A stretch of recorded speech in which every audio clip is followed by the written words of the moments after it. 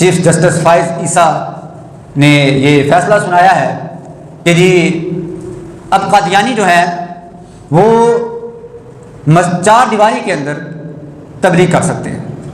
قادیانیوں کی کتابوں میں نبیوں کی گستاخیاں، صحابہ کی گستاخیاں، ولیوں کی گستاخیاں، غوث قطب ابدال کی گستاخیاں، یہاں تک کہ اس نے قرآن پاک کی تحریف کی۔ کیوں اجازت نہیں ان کو؟ یہودیوں کی اجازت ہے، ہر مذہب کو اجازت ہے، کیوں وہ اپنا دین بیان کرتے ہیں، لیکن یہ قرآن پاک کے اندر تحریف کرتے ہیں۔ اگر کوئی شخص چوک کے اندر کھڑا ہو کر فوج کو گالیاں دیتا ہے، آرمی چیف کے خلاف زبان درازی کرتا ہے، کیا اس کو پھولوں کے ہار بنائے جائیں گے؟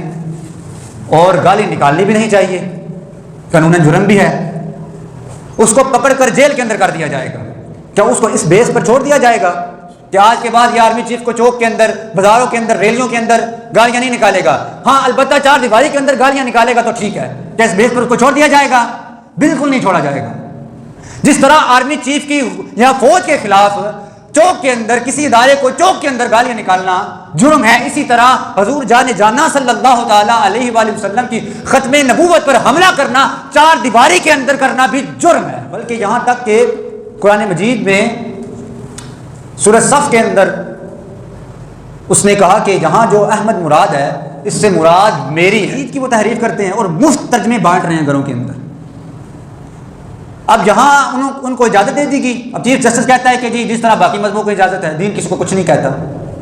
حضرت عمر فاروق رضی اللہ تعالی عنہ کے دور کے اندر ایک شخص تھا، مجید کے اندر جو حفاظ کرام ہیں وہ بہتر جانتے ہیں، مشابہات بہت ہیں، تو وہ کیا کرتا، مشابہات ذکر کر کر قرآن مجید کی تو لوگوں کو گمراہ کرتا، تحریف کرتا، قرآن مجید کی رد و بدل کرتا، غلط معنی اور مفہوم لوگوں میں بیان کرتا۔ خبر جناب عمر کے پاس پہنچ گئی۔ جناب عمر کون ہے کہ جن کے ڈر سے شیطان بھی رستہ بدل لے۔ تو آپ نے یہ نہیں کہا کہ اب چار دیواری کے اندر کرنا اس کے لیے جائز ہے، جس طرح آج چیف جسٹس نے یہ فیصلہ سنایا۔ آپ نے اس کو بلا لیا اپنے پاس، کھجور، اس درخت کی، کھجور کے درخت کی ایک اچھی سی ڈانگ تیار کی جناب عمر نے، وضاحت نہیں مانگی اس سے، تو کیا کہتا ہے، کہا قرآن کی تحریف کرتا ہے، ٹھیک ٹھاک کر کے اس کی پھینٹی لگائی اس کو جناب عمر نے، اچھی خاصی جب پھینٹی لگا دی، فرمایا جاؤ اس کو جیل کے اندر بند کر دو۔ جیل کے اندر بند کر دیا۔ جب اس کے زخم ٹھیک ہوئے پھر جناب عمر کے بارگاہ میں حاضر ہوا، پھر پھینٹی لگائی جناب عمر نے، پھر اس کو جیل کے اندر بند کر دیا گیا، پھر دوبارہ اس کو بھیجا گیا، پھر شام جا کر اس نے توبہ کی جناب عمر بن عاص رضی اللہ تعالی عنہ کے ہاتھ پر۔ جناب عمر فاروق رضی اللہ تعالی عنہ نے بھی اس کو معاف نہیں کیا۔ کیوں؟ قرآن کی تحریف کرتا تھا۔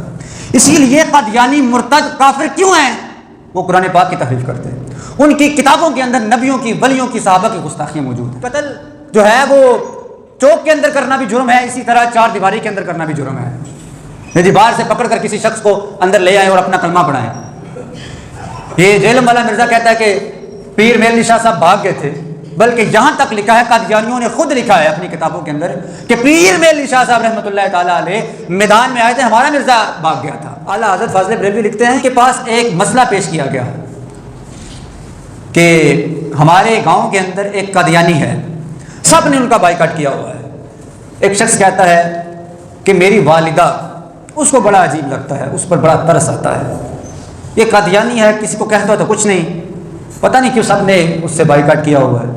تو اعلیٰ حضرت فاضل بریلوی رحمۃ اللہ تعالیٰ علیہ فرماتے ہیں جو قادیانی کو مظلوم جانے، اس پر ترس کھائے، خدا اسلام سے خارج ہو جائے گا، کافر ہو جائے گا۔ فیض عیسیٰ کہ اس فیصلے کو ہم جوتے کی نوک پر رکھتے ہیں۔ قادیانیت مسلمانوں کا کوئی فرقہ نہیں، یہ فتنہ ہی فتنہ ہے، یہ کافر ہونے کے ساتھ ساتھ مرتد بھی ہے۔ جانا صلی اللہ تعالی علیہ وآلہ وسلم نے ارشاد فرمایا کہ میں اللہ تعالیٰ کے پاس آخری نبی لکھا ہوا ہوں کہ جب جناب آدم علیہ السلام کا گارا تیار نہیں ہوا تھا، وہ مٹی تیار نہیں ہوئی تھی کہ جس مٹی سے رب نے جناب آدم کو پیدا کرنا تھا، میں اس وقت بھی نبی تھا، علیہ السلام پیدا نہیں ہوئے تھے، رب نے میری ختم نبوت کی مہر لگا دی تھی۔ جناب آدم کو سبقت کا تاج ملا ہے تو انہی کے صدقے سے ملا ہے. جناب نوح کو نجات ملی ہے تو انہی کے صدقے سے ملی ہے. جناب موسیٰ کو طور ملا ہے تو انہی کے صدقے سے ملا ہے. جناب عیسیٰ کو دم کی سعادت ملی ہے تو انہی کے صدقے سے ملی ہے. جناب ابراہیم کو خلت کا تاج ملا ہے تو انہی کے صدقے سے ملا ہے. ہمارے عیبوں پر پردہ ہے تو انہی کے صدقے سے ہے. جناب یوسف کو حسن ملا ہے تو انہی کے صدقے سے ملا ہے. تاجدار ختم نبوت، تاجدار ختم نبوت، تاجدار ختم نبوت.